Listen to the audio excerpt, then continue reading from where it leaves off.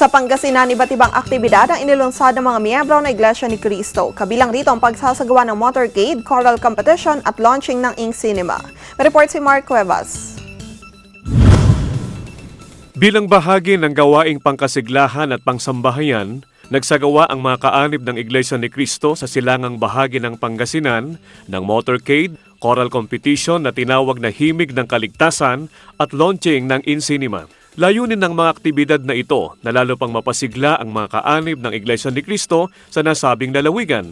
Ang motorcade na isinagawa ay kaugnay ng pagdiriwang ng pagsapit ng anibersaryo ng lokal ng San Nicolas. Ang Ink Cinema launching naman ay nilahukan ito ng mga delegado na mula sa distrito ng Mountain Province, Benguet, Pangasinan East, West at Central. Nilalayo ng aktibidad na ito na mahikayat ang iba't ibang distrito na lumahok at magkaroon ng entry para sa Ink Cinema.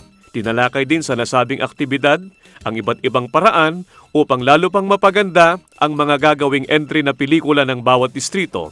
Sa isinagawa namang choral competition na tinawag na Himig ng Kaligtasan, ay masiglang nilahukan din ng mga Pangasinense na kaanib sa Iglesia ni Cristo.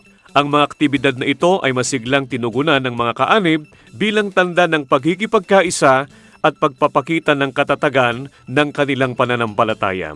Para sa Eagle News, Mark Cuevas, I am one with 25.